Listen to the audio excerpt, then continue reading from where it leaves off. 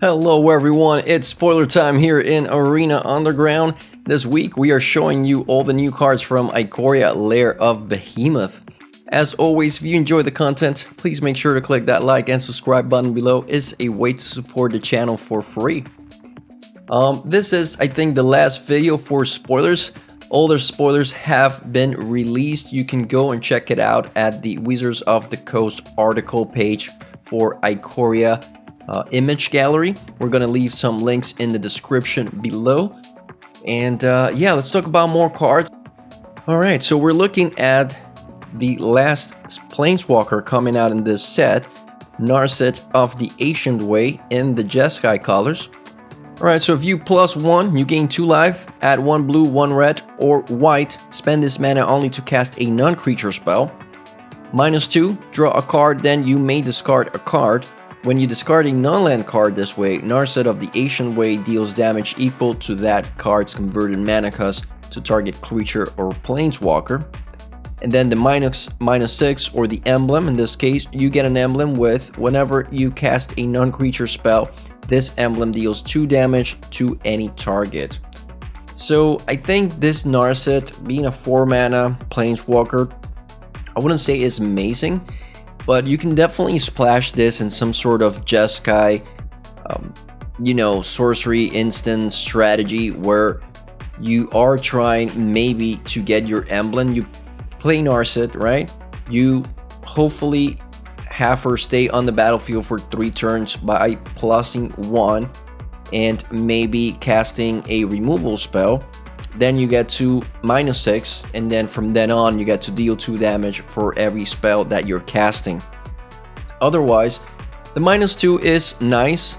You get to maybe remove something, but it also has a drawback of you having to discard a card. But if you need to cycle through the cards that you have in your hand, I think it's fine. You get to draw a card, discard a card, and you get an extra effect from the -2. But I wouldn't say Narset of the Ancient Way. It's one of the best planeswalkers we've seen in a while, especially competing with Narset, the current 3 mana Narset that is available for us to play. Alright, moving on. Here we have Call of the Death Dweller, 3 mana sorcery in the black colors. Return up to 2 target creature cards with total converted mana cost 3 or less from your graveyard to the battlefield. Put a Death Touch counter on either of them. Then put a Menace counter on either of them. So this fits right into what we were saying in our spoiler video yesterday about maybe seeing a broad back of the Orstuff aristocrat style decks. I mean, it doesn't have to be for that. This could be played at any type of deck. You get to return, target creature cards with converted mana cost 2 or less from your graveyard. But ideally, it's something that, aside from maybe having an enter the battlefield effect, but maybe you sacrifice this creature to get a benefit. You get it back from the graveyard. You get to sacrifice it again and continue on with that sort of strategy. You have creatures that, when they mutate, you get them back. You get spells with 3 mana cost or less from the graveyard, etc. So I think it fits into the theme of returning things with converted mana cost 3 or less from the graveyard to the battlefield. And this is a really good card. I think we're going to see a lot of play in some sort of aristocrat strategy for sure. All right, now we're looking at Fight as 1 white instant speed spell. Choose one or both. Target human creature you control gets +1/+1 and gains indestructible until end of turn. And target non-human creature you control gets +1/+1 and gains indestructible until end of turn. So this is a really cool defensive card for aggro decks specifically. You get to, keep attacking with your creatures. If you have a Fight as 1, you get to protect 2 of them, make them indestructible, plus they get +1/+1 until end of turn. So I think this is a really cool card that will serve as protection for your aggro creatures. Instead of having like a 3 mana, instant speed thing that just gives everything indestructible, I think this might be a much better option that it's going to exist in your sideboard, but also could exist on your main deck. I really do like this card as I'm a fan of aggro. And this could be a good one. This could be a good one. Okay, Kaheera, the Orphan Guard, 3 mana, 3/2 with Vigilance, legendary creature, cat, beast. It says each other creature you control that's a cat, elemental, nightmare, dinosaur, or beast gets +1/+1 and has Vigilance. This is a really cool card, being not only a lord of cats, but of elementals, nightmare, dinosaurs, or beast as well. 3 mana, 3/2, which are fine stats, and being a lord that also gives all these creature types Vigilance is very good. That said, this is also a companion card, so the requirement to use it as a companion says each creature card in your starting deck is a cat, elemental, nightmare, dinosaur, or beast card. So this is a really good companion card. I think maybe could be the best one in the set, just because you can have all these different creature types in your deck and you're not constrained to not having your instants and sorcery spell. That doesn't matter because it only cares about the creature cards in your starting deck. So this is an awesome lord for all these creature types, that it's also a really good companion. I like this card, and I'm pretty sure we're going to see a lot of people playing this. All right, now we're looking at Parcel Beast, 4 mana, 2/4 creature, elemental, beast. This is a mutate creature for 2, 1 green, 1 blue in the Simic colors. And it also has an effect that says pay 1, look at the top card of your library. If it's a land card, you may put it onto the battlefield. If you don't put that card into the battlefield, put it into your hand. So this is basically a Risen Reef that you get to do every turn as long as you can pay 1 for it. But not only that, this is also a mutation. So for 2 mana, you get to mutate onto maybe a Paradise Druid or something like that, which you are already tapping for mana. So that creature is already creating the mana for you to pay for the effect of Parcel Beast. This could be really good in a ramp strategy. If you keep that creature, Paradise Druid has hexproof, so that's already pretty awesome if you mutate into a Paradise Druid, I think. But just allowing you to have the Risen Reef effect at the cost of 1 every turn just by tapping this creature, it's really cool. So I think this is another mutation, another creature that's going to see a lot of play in Standard as well. Moving on, we see Bastion of Remembrance. 3 mana enchantment, says when Bastion of Remembrance enters the battlefield, create a 1/1 white human soldier creature token. Whenever a creature you control dies, each opponent loses 1 life and you gain 1 life. So again, we're seeing the drain option here. You drain for 1 every time one of your creature dies. There's a token that gets created as soon as you put this into play, so you already are getting a benefit of using the card and having a creature that you could potentially sacrifice right away. And again, here we're seeing some more of the aristocrats options that are coming with Ikoria, allowing you to potentially sack humans and pretty much anything else in this case to drain your opponent for 1. Very cool. This could pair up really well with that sorcery we saw a couple of card bags where you get to return creatures converted mana cost 3 or less from your graveyard to the battlefield, maybe potentially creating more tokens that you can continue to sacrifice. This is again a really cool card for that strategy, and we will definitely be playing aristocrats with Ikoria. Right now we're looking at the Ozolith. 1 mana legendary artifact, says whenever a creature you control leaves the battlefield, if it had counters on it, put those counters on the Ozolith. At the beginning of combat on your turn, if the Ozolith has counters on it, you may move all counters from the Ozolith onto target creature. This card is pretty much something that you could use to break the meta. Potentially, if you have this in your opening hand, comes down as soon as turn 1, and then you start putting 1/1 counters, you start putting keyword counters, trample, vigilant, menace, death touch. If these creatures die, you put all these counters onto the Ozolith, and then at the next beginning of combat, you get to move these counters. You may move if you want, you don't have to, but you may move all these counters into 1 creature or into multiple creatures. Well, it says, let's see, you may move all counters from the Ozolith onto target creature. Okay, so you may move these counters onto the 1 creature, but imagine you have 5 different counters going on attached to the Ozolith at that point, it could include a flying keyword counter.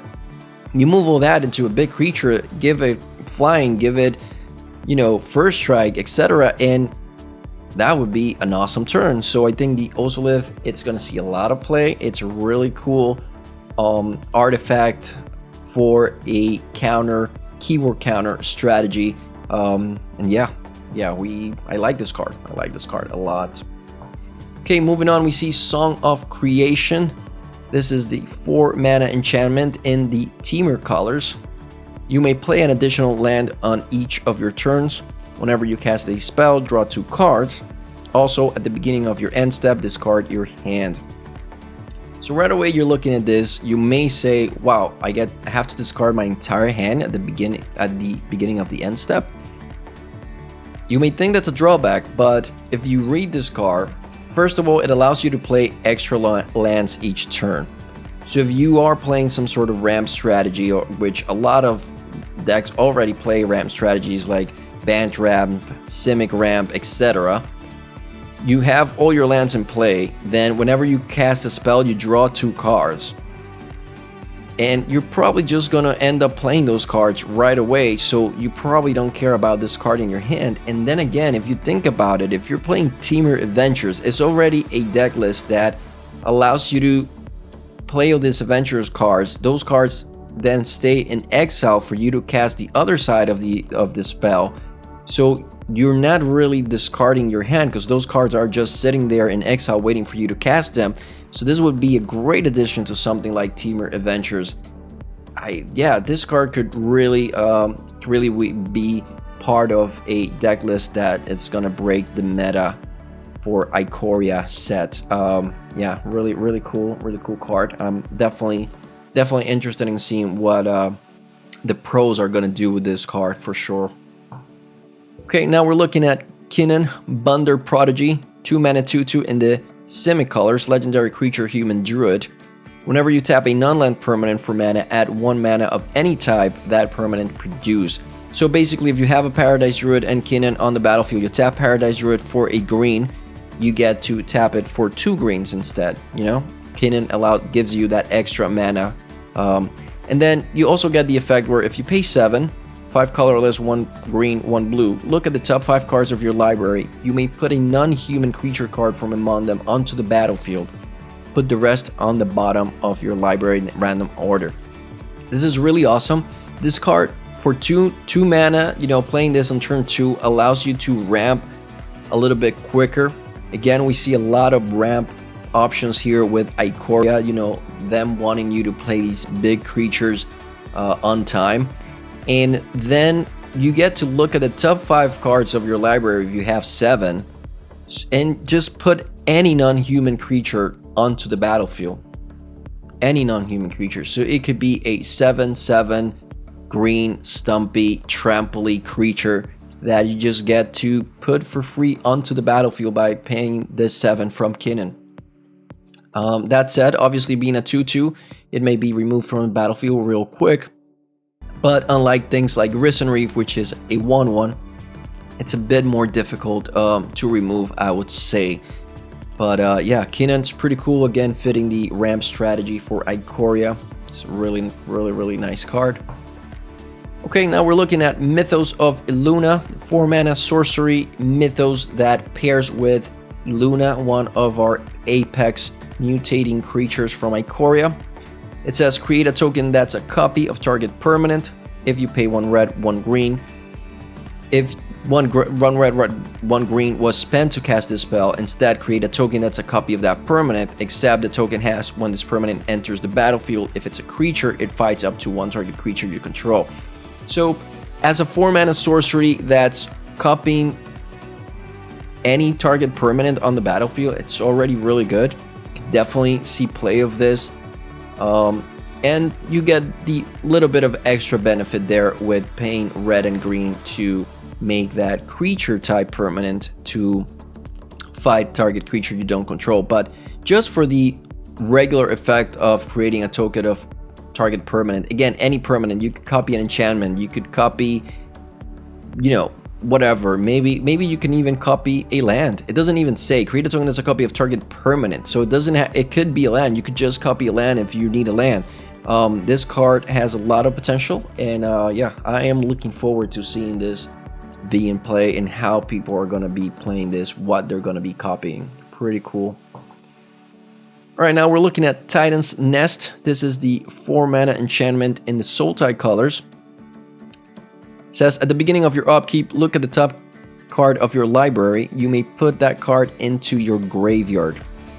Then exile a card from your graveyard. If, you know, at instant speed, you can also exile a card from your graveyard, and for doing that, you add 1 colorless mana. It does have a requirement, says spend this mana only to cast a colored spell without X in its mana cost.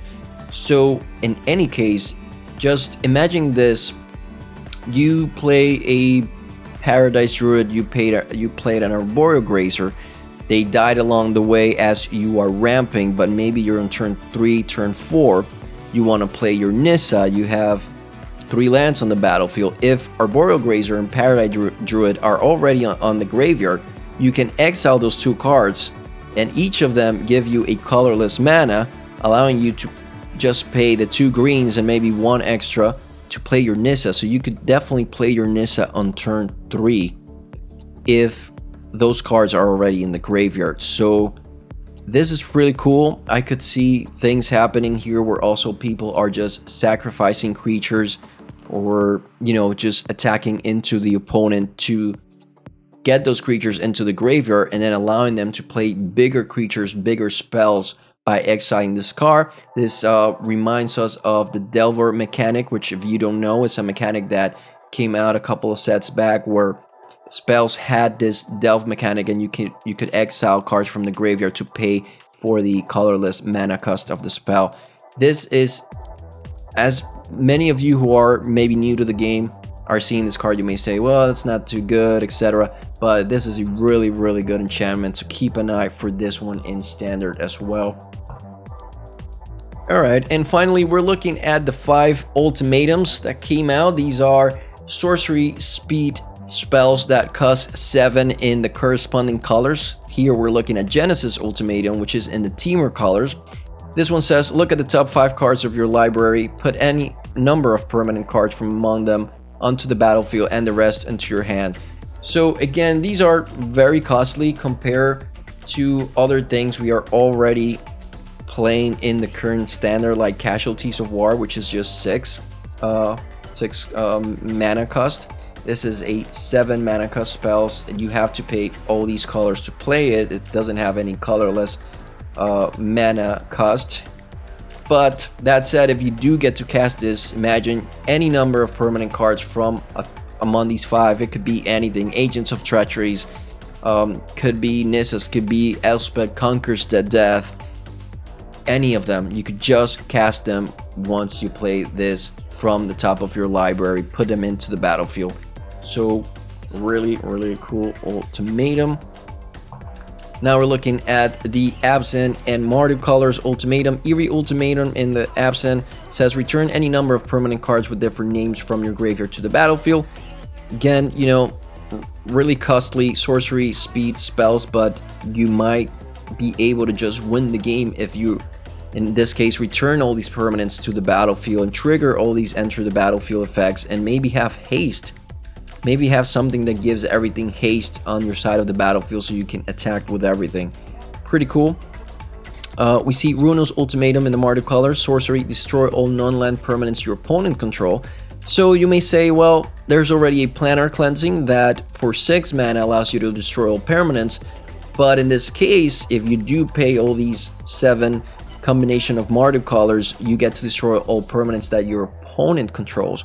So again, if you are able to pay for this, this could be game winning. Runo's Ultimatum could be game winning card if you get to cast this spell and successfully make it work. Alright, finally we're looking at Emergent Ultimatum in the Sultai colors alongside Inspired Ultimatum in the Jeskai colors. For Emergent Ultimatum, we see it says search your library for up to 3 monocolor cards with different names and exile them. An opponent chooses one of those cards, shuffle that card into your library. You may cast the other cards without paying their mana cost. So imagine you get to cast this and you tell your opponent, hey, here are these 3 cards. Liliana, I don't know, Agent of Treachery, Elspeth Conquers Death, or Nissa, or whatever you can think of. Your opponent has to choose one of these that you're not gonna cast and you're gonna put back in your library. Could you just imagine that? Like, how do you choose, if you're the opponent, how do you choose one of these 3 cards? Oh, I guess Agent of Treachery is the worst, so I'm gonna give you Liliana and and Nissa, or Liliana and Elspeth Conquers Death. You go ahead and cast these, right? That must be the worst feeling in the world, so I'm not looking forward to seeing this being played against me. That said, if I'm the one playing it and casting it and it works, it's not being countered, I would be very happy. And then we have Inspire Ultimatum. It says target player gains 5 life. Inspire Ultimatum deals 5 damage to any target, and then you draw 5 cards. So I think Inspire Ultimatum is maybe the worst of the ultimatums. Gaining 5 life, dealing 5 damage doesn't seem that great in the current meta, but I could see maybe some sort of Jeskai that's taking advantage of drawing cards.